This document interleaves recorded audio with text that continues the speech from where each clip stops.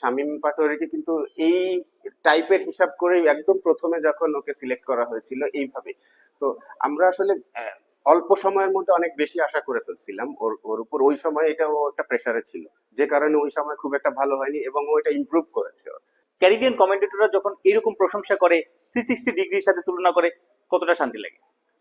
দেখেন আমাদের ওই ছেলেটাকে কিন্তু শামীম পাটোয়ারিকে কিন্তু এই টাইপের হিসাব করেই একদম প্রথমে যখন ওকে সিলেক্ট করা হয়েছিল এইভাবে। তো আমরা আসলে অল্প সময়ের মধ্যে অনেক বেশি আশা করে ফেলছিলাম ওর ওর উপর। ওই সময় এটা ও একটা প্রেসারে ছিল, যে কারণে ওই সময় খুব একটা ভালো হয়নি এবং ও এটা ইমপ্রুভ করেছে ওর। আপনারা যদি দেখেন তো এই বোলিং এর এগেনস্ট ওদের বোলিং নিঃসন্দেহে খুব ভালো বোলিং বোলিং অ্যাটাক। তো এই অ্যাটাকের এগেনস্টে যদিও ভালো করতে পারে, আমার কাছে মনে হয় যে এখন মোটামুটি সে মানে প্রপার রেডি ইন্টারন্যাশনাল ম্যাচের জন্য। এখন হয়তো আপনারা মাঝে মধ্যেই দেখতে পারবেন এরকম ব্যাটিং বলে আমি আশাবাদী। আর চোখের শান্তি ডেফিনেটলি যখন টিম জিতবে, ভালো করবে প্লেয়াররা, এর থেকে শান্তি আমাদের কাছে আর খুব একটা অন্য কিছুতে তেমন একটা শামীম হয় না। শুয়ে বসে ফাইন লেগের উপর দিয়ে দুর্দান্ত খেলে, দিন শেষে টাইমিংটা করে স্কোর পায় 4-6, কেমন লাগে? ক্রিকেট তো এটাই খেলা, টি-টোয়েন্টিতে এটাই খেলা যে যে কিছুটা ইভেন বোলিং এর ক্ষেত্রেও একটু আনঅর্থোডক্স হলে কিন্তু সাকসেসফুল হওয়ার রেটটা বেশি থাকে। বাট সেটাকে আপনার সেই জিনিসটাতে আপনাকে মাস্টার মাস্টার হতে হবে, তা না হলে আসলে ডিফিকাল্ট। বিকজ ওই লেভেলটাতে কিন্তু সবাই ওই রেডি হয়েই আসে। তো যে বেশি ভালো করবে, যে বেশি ইমপ্রুভ করবে, যে যার জায়গা সেই জায়গাটাতে যে মাস্টার হয়ে যাবে, আমার মনে হয় তখন ইজি হয়ে যায় খেলাটা, যেটা ওর জন্য এখন হচ্ছে। আসলে সব সময় সবাই রান করবে সেটা চিন্তা করারও কোনো কারণ নেই। আবার একজন যদি দুই কিছু ম্যাচ যায় এরকম যে দুশ্চিন্তা আসলে আমি আসলে খুব একটা দুশ্চিন্তাতে নাই জিনিসটাতে নিয়ে। কারণ এই ন্যাশনাল টিম জায়গাটা ভেরি ওপেন জায়গা। তো ওপেন জায়গাতে আসলে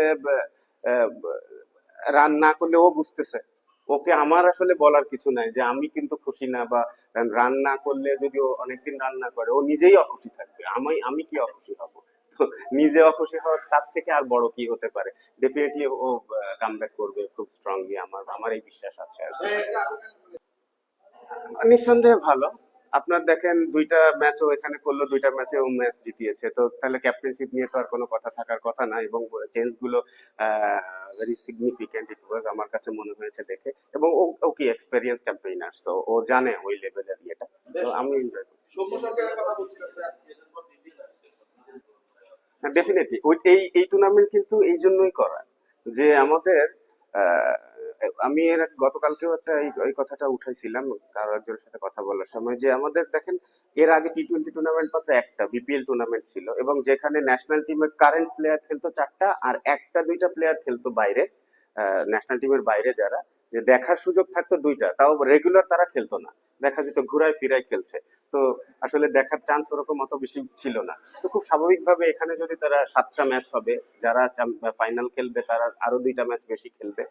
তো খুব স্বাভাবিকভাবে ওদের এটা একটা বিগ অপরচুনিটি ওদের জন্য, ওদেরকে দেখানো, ওদের শো করা, নিজেদেরকে নিজে শো করা যে সে ক্যাপাবল কি না ক্যাপাবল। তো আমাদের জন্য ডেফিনেটলি ইজি হবে জিনিসটা। এবং অবশ্যই এই টুর্নামেন্ট মাথায় থাকবে যখন রাজাক ভাই, পাওয়ার প্লেতে দেখলাম শেখ মেহেদী ব্যাক টু ব্যাক 2 ম্যাচে দুর্দান্ত বোলিং সবসময় করে থাকে। ইয়ান বিশপ, ওয়েস্ট ইন্ডিজের সাবেক ক্রিকেটার এবং কমেন্টেটর ইয়ান বিশপ বলছিলেন যে very good bowling line up বাংলাদেশের। পাওয়ার প্লেতে মেহেদী, পুরান বলে রিশাদ, পেসাররা যে কোনো সিচুয়েশনে ভালো বোলিং করছে, ব্রেক থ্রু দিচ্ছে। এই যে বৈচিত্র্য, বাংলাদেশের বৈচিত্র্য আছে বাংলাদেশের বোলিং লাইন আপে, চেঞ্জেসটা কোথায় দেখেন আপনি? প্রবাবলি এই মুহূর্তে আমার দেখা মতে যতদিন আমি ক্রিকেট ফলো করছি তার মধ্যে বাংলাদেশের সব থেকে বেস্ট বোলিং অ্যাটাক এই মুহূর্তে আমাদের। এটার কারণ হচ্ছে আমাদের আগে স্পিনার কিন্তু আমাদের সবসময় মোটামুটি কম বেশি ছিল, ইন্টারন্যাশনাল লেভেলে ভালো হতো, বাট পেস বোলিং রেগুলার বেসিসে ভালো হতো না। তো একজন একজন করে থাকতো, হয়তো দেখা গেছে মাশরাফি ছিল, মাশরাফির সাথে আর একজন একটু অভাব ছিল।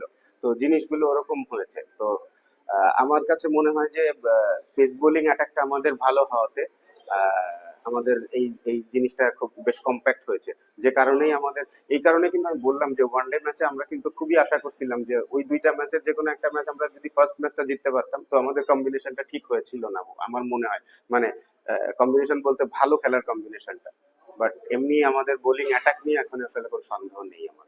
ভেরি আনফরচুনেট, বিকজ ও ভালো টাচে রয়েছে, ভালো খেলছে, তার মধ্যে থেকে আর উইনিং কম্বিনেশন থেকে যখনই কোনো প্লেয়ার, ভালো খেলা প্লেয়ার এরকম ভাবে বাইরে চলে আসবে, এটা টিমের জন্য একটা ব্যাড নিউজ ডেফিনেটলি, এবং আমাদের জন্য তাই। বাট আমরা আশা করবো যে ও তাড়াতাড়ি সুস্থ হয়ে আবার ব্যাক করবে, খুব সম্ভবত বিপিএল থেকে হয়তো খেলতে পারবে। তো যখন সুযোগ ছিল তখনই সুযোগ দেওয়া হয়েছে, আগে পরের কথা কোনো নাই ভাই। যখন ওকে সুযোগ দেওয়ার মনে হয়েছে, সুযোগ দেওয়া দরকার, তখনই দেওয়া হয়েছে আসলে। হয়তো অনেক সময় ও খারাপ খেলেছে, খারাপ খেললে তখন বলা হয়েছে কেন এত আর্লি, বা আমাদের কাছে মনে হয়েছে যে যে টাইমটাতে ওকে সুযোগ দেওয়া দরকার, একদম আমার মনে হয় রাইট টাইমটাতে সুযোগ পেয়েছে, আগে পরে না।